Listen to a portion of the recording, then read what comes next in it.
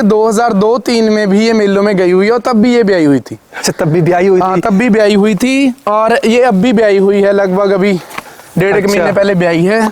तो 21-22 साल तो आपने उसी टाइम, उससे पहले ये 21-22 साल पहले ये मेले में ब्याई हुई गई थी। गायें कमजोर या बुढ़ी नहीं होती। अच्छा, ना भैंस होती है। तो इनकी जो राम जी ने इनको एज दे रखी है वो लगभग 35 वर्ष दे रखी है और ये रिकॉर्ड भी है देसी गायों, एक गाय की, भैंस की भी और गाय की भी। अच्छा, ठीक है। HF को राम जी ने 10-12 साल की एज दे रखी है। कि लोग बुढ़े हो गए हैं, ये सबसे बड़ी समस्या यही तो है। यही है, क्योंकि आप जो खाते हो वैसे हो जाते हो। सही। अब आप HF का दूध पी रहे हो, भाई उनको राम जी ने एज ही 15 साल, अपना 12-15 साल दे रखी है। तो वो 7-8 बयान दिए, फिर उसके बाद खत्म। और वो सरवाई, अगर आज भी लोग, अगर मेरी बात देखे जो शहर में भी रहते हैं, वो गली में आवारा गाय नहीं घूम रही होती देसी, वो कचरा ही खा रही है बेचारी, पर वो फिर भी 20-22 साल से 25 साल से वही घूम रही हैं और पूरी गोल मटोल। तो इनके ये राम जी ने इनको एज, तो अगर आप इसका दूध पियोगे जी तो ऑब्वियसली अब पहले बंदे क्यों इतना लंबा उम्र जीते थे, वो 70-80 साल तक स्वस्थ और जीते भी थे। अभी तो 50 साल 50-60-40 में अटैक आके बंदा लुढ़ के जाता है। हाँ। तो कारण यही है क्योंकि HF का जो आप खा रहे हो, दूध पी रहे हो, वो आपकी एज को वो कम कर रहा है, क्योंकि वो जीन्स ऐसे आ रहे हैं। जी नमस्कार भाई साहब। अच्छा, आप सबसे पहले तो आप अपना नाम बताएं और यहाँ का पूरा एड्रेस भी बताएं। जी, मेरा नाम ही रवि सिंह है जी, और ये गरमूला फार्म्स है इंद्रित बिर्क भाई जी का। अच्छा, ठीक है। और ये सांबी गांव जिला करनाल नीलोखेड़ी के पास में है। ठीक है। कितने गोवंश हैं अभी इस फार्म पर आपके? जी, हमारे पास 50 से प्लस हैं सारे, लगभग 25-26 बड़ी गायें और बछड़ियां हैं, 25-26 छोटी बछड़ियां हैं। अच्छा, कौन कौन सी ब्रीड रख रखी हैं रवि भाई आपने? हमारे पास यहाँ पे ही हरियाणा, थारपार, कॉन्करेज और नागौरी और साहिवाल। अच्छा, ठीक है। तो सबसे पहला सवाल ये है रवि भाई, आपने देसी गायें ही क्यों चुनी, विदेशी पर आपने कार्य क्यों नहीं किया? एक्चुअली इसका कारण ये भी था कि शुरू से देसी गायों के साथ एक प्यार और अपनापन भी रहा है। ठीक है। बाकी क्योंकि जैसे आजकल बीमारियां बढ़ रही हैं, तो सबसे पहले तो अपना परिवार ही है। हाँ जी। तो बस अच्छा खाते हैं और अच्छा खिलाते हैं। हाँ। अब इसके दूध के गुणों को जानते हुए तो देसी रखेंगे हम। देसी रखते हैं जी। ठीक है। अच्छा, एक बात और मैं जानना चाहूँगा, आपने देसी गायों के ऊपर काम शुरू किया है जी, तो हमारे किसान भाई दूध का जो प्राइस होता है या फिर वो घी बनाते हैं, प्रोडक्शन, तो कैसे वो देसी गायों के साथ रह करके अपना गृहस्थ जीवन भी चला सकें, उसके बारे में बताएं रवि भाई। एक्चुअली बात तो वही आ गई, अगर आपके पास अच्छी दूध की देसी गाय भी है, मान लीजिए एक देसी गाय 12 किलो दूध दे रही है। हाँ, ठीक है। तो और HF 24 किलो दे रही है। ओके। 24 किलो की केयर आपको ज्यादा करनी पड़ेगी, उनसे डबल लगभग। अभी ये देखिए, अभी थोड़ी गर्मी हो गई है, धूप में भी फिर रही है मजे से। जी। जबकि HF नहीं रह सकती बिना पंखे के तो और शेड के। तो पर जब फैट की बात होती है तो इनके दूध में फैट वसा भी ज्यादा है। वसा, बिल्कुल। तो बात तो प्राइस में वही है कि इनका 12 किलो और उनका 18-20 किलो प्राइस तो सेम हो गया जब आप बेचने जाओगे। हाँ। तो जब ये कम मेहनत में पाली जा सकती हैं, बस ये है कि आपको एक अच्छी देसी गौ माता की तलाश करनी पड़ेगी। अगर नहीं मिलती है तो वो अपने घर पर भी तैयार कर सकते हैं। हाँ जी, अपने घर पे तैयार कर सकते हैं। आजकल तो बहुत सारे सीमन गवर्नमेंट बहुत बढ़िया दे रही है, जिसके रिजल्ट भी हैं। अच्छा। पर सबसे पहले तो खुद को तैयार करना पड़ेगा देसी गाय रखने के लिए। अच्छा, जब दूध की यहाँ पर दूध कितना हो जाता है आपके यहाँ पर? जी, हमारे पास अभी इस टाइम 10-11 गायें दूध वाली हैं। 10-11 गायें। तो हमारे ये कि बच्चों को पिलाने के बाद बच्चा वो दूध निकाला जाता है। अच्छा। मतलब फिर भी हमारे पास लगभग 70 किलो के लगभग दूध हर रोज हो जाता है। 70 किलो के आसपास? हाँ जी, 70 तो उस दूध का क्या करते हैं आप यहाँ पर? जी, हम मोस्टली वैसे तो काफी सारा फार्म पे, क्योंकि जहाँ लेबर भी है जी, खेती का काम भी होता है। अच्छा। और हमारा परिवार भी बड़ा है, तो वहाँ यूज हो जाता है इसमें से आधे से ज्यादा दूध तो यही। ठीक है। बाकी का घी बना लिया जाता है। अच्छा, घी जो मार्केट में हम सेल कर देते हैं। ठीक है। तो घी जैसे बनाते हो आप, वो कौन सी विधि रहती है, कैसे घी बनाते हो आप? ये जी, हाँ, बस ये जैसे दूध बिलोने के बाद, आइए साथ आपको गाय भी दिखाते हैं। जी। दूध बिलोने के बाद उसको दूध को जैसे अपने विधि विधान से सभी गर्म करते हैं, तो नेचुरली उसको गर्म कर लिया जाता है। अच्छा।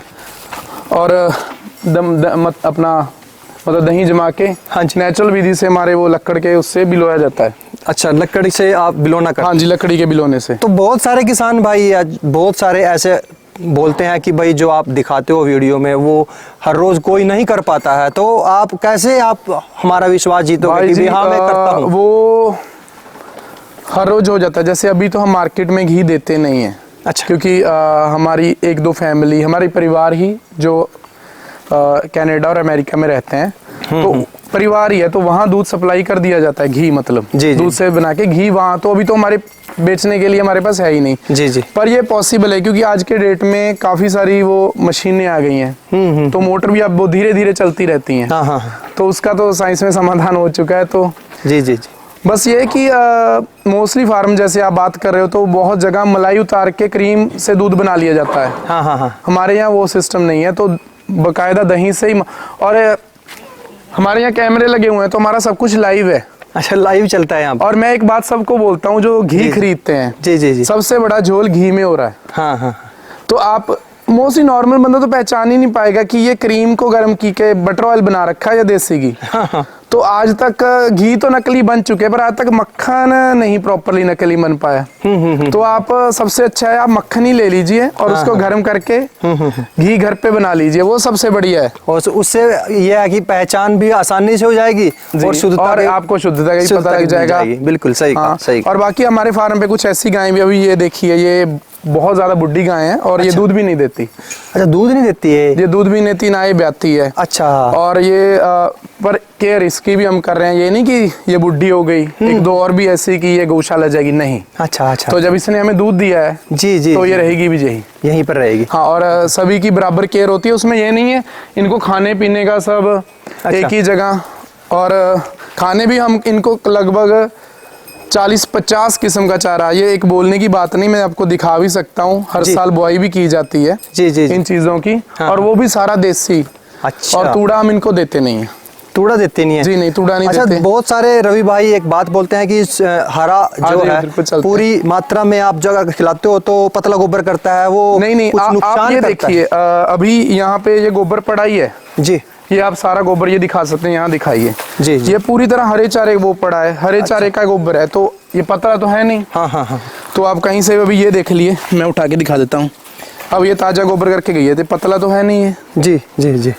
तो एक्चुअली गोबर पतला कैसे होता है, क्योंकि पहले तो लोगों ने हरा चारा, क्योंकि लेबर की समस्या, खुद समय की कमी के कारण, क्योंकि वो सूखे चारे पे ले आए, पशुओं को साइलेज पे ले आए हैं। अच्छा अच्छा। तो जब वो चीजें, मेहनत की कमी, लेबर की कमी, कुछ भी मान लीजिए, जब हरा तूड़ा ही ज्यादा मिल रहा है और दाना साथ में ज्यादा दाना दे रहे हैं, तो पीएच बिगड़ जाता है, वहां गोबर पतला होता है। और हरे चारे में भी, साइलेज में आजकल क्या समस्या आ रही है कि लोग केमिकल डाल देते हैं, जो मार्केट से आता है मोस्टली बेचने के लिए। अच्छा अच्छा। तो अगर हरे चारे में यूरिया ज्यादा यूज कर रखा है, तो वो गोबर पतला ही करेगी, क्योंकि केमिकल है, वो केमिकल है। तो जो शुद्ध ऑर्गेनिक चारा है पूरी तरह से 100%, उसको खाने के बाद कभी भी पशु पतला गोबर नहीं करता, चाहे वो कितना हरा चारा खाए। लीजिए कहाँ पे, ये सारा को बिल्कुल भी पतला नहीं है। अच्छा। हाँ जी। हाँ, आप हाथ में भी लेकर के देख सकते हैं। देखिए किसान भाई, हमारे किसान भाई हैं, वो हाथ में लेकर के गोबर को देखिए भाई, ये पतला गोबर नहीं है। और ये जो बोल रहे हैं हमारे किसान भाई, जो मैं आप सबको दिखाना चाहता हूँ कि वो सिर्फ हरा चारा ही खिलाते हैं, सूखा चारा भाई ये पता भी, ये भी आपको दिखाई देंगे, अभी ये दिखाई देंगे, ये कोई वीडियो में बोल देगा कि भाई ये सूखा, ये जवी का सूख रखा है भाई, जवी का, क्योंकि हर 10 दिन में चारा चेंज होता है। ये देखिए, तूड़ा नहीं है, तूड़ा नहीं डालते आप? तूड़ा नहीं, ये तूड़ा नहीं है, ये क्योंकि ये छोड़ देती है, नीचे गिरा देती हैं। अच्छा अच्छा। ये सूखी हुई जवी, क्योंकि अभी ये बरसीन भी 2 दिन बाद पीला पड़ जाएगा। हाँ हाँ हाँ। तो जब बरसीन आप ऐसे ही डाल देते हो? नहीं, ये एक्चुअली कई बार ऐसे ही, बरसीन तो चलो ऐसे ही डालते हैं, जवी वगैरह जो और चारे हैं वो काट के दे दिए जाते हैं, पर उनका साइज भी हम थोड़ा लंबा रखते हैं। अच्छा। बिल्कुल बारीक नहीं काटते। जी जी जी। और हरा चारा डालने का कि ये बेनिफिट भी है, क्योंकि राम जी ने हरा चारा खाने के लिए पैदा किया है। आज भी बहुत सारे वैद्य जब देसी घी दवा के लिए मंगवाते हैं, जी जी, तो ये बोल देते हैं कि राजस्थान से सावन भादों का घी लेके आओ। तो उसका कारण क्या रहता है कि राजस्थान में जमीन बहुत सारी खाली पड़ी है, तो जैसे ही बरसात होती है तो वहाँ बहुत सारा हरा चारा हो जाता है। हाँ, तो वो गाय 24 मतलब पूरा दिन, वो भैंसें गाय जो भी, वो सारा दिन हरा चारा खाती हैं। जी जी जी। तो उसमें नेचुरल ग्लूकोज लेवल अप हो जाता है, जो शुगर को कंट्रोल करता है। हाँ। अब भाई सावन भादों, चलो राम जी ने 2 महीने के लिए बनाए हैं, बिल्कुल 3-4 चल जाएंगे, तो वो चीज हम घर पे क्यों नहीं कर सकते? तो आप भी इनको सारा साल तरह तरह का हरा चारा खिलाओ, तो वो घी, वो क्वालिटी, वो नेचुरल ग्लूकोज आप घर के दूध में पैदा कर लो।